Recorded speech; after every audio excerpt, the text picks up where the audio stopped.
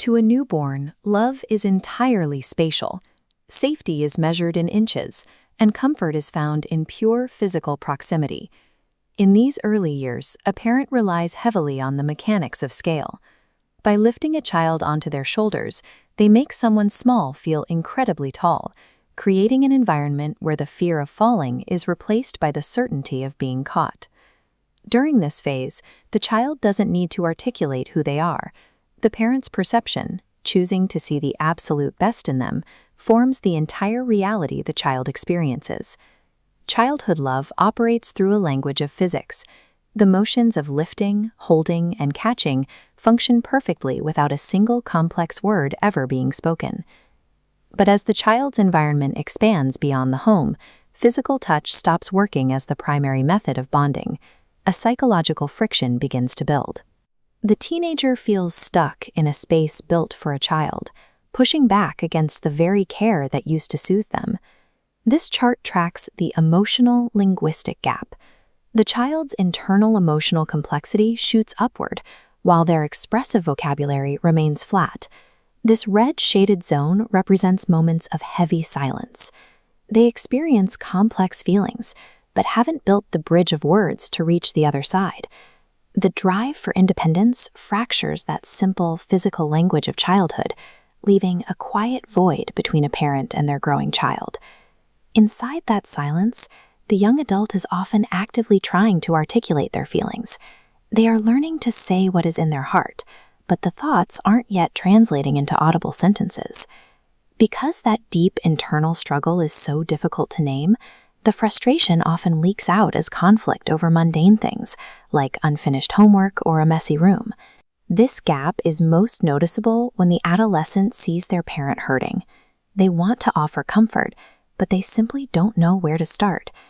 This flowchart illustrates the resulting feedback loop. Unexpressed emotion creates a sense of distance, and that distance makes the child even more hesitant to try and speak the next time. The child doesn't necessarily want to leave or hurt the parent. They are just living in the space where the desire to show love has outpaced the ability to talk about it. Eventually, physical departure becomes a way to resolve the communication gridlock. Moving away provides an immediate release from the pressure of the silence. Without the vocabulary to establish emotional boundaries, young adults use geographical distance as a substitute. Miles of highway accomplish what a difficult conversation could not. Yet that departure carries a quiet anxiety. Because the words were so hard to find before they left, there is a fear that the connection might not hold. What counteracts that fear is the parent's promise, the standing offer that no matter where the child goes, they are always allowed to come back home.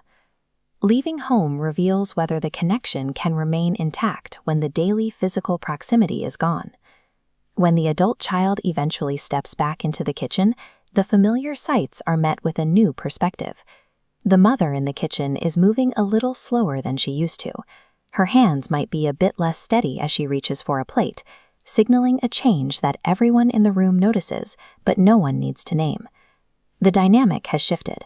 The child is now the one checking in, asking, "Are you okay?"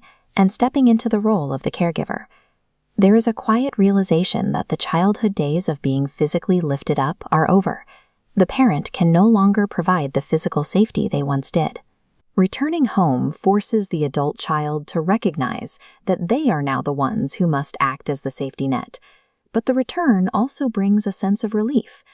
The long, complex apologies the child may have rehearsed for years turn out to be unnecessary. The adolescent vocabulary that was once hard to find is replaced by simple acts of service through the shared ritual of cooking and eating together. Simple phrases take on new weight. Saying, "Smells good in here," or asking, "You hungry?" now carries the emotional message of an entire conversation. The tension of the earlier years is eased not by finally finding the perfect words, but by finding a way to simply be present in the same room. The parent-child bond survives the awkward silence of growing up, eventually finding its voice again in the quiet comforts of home.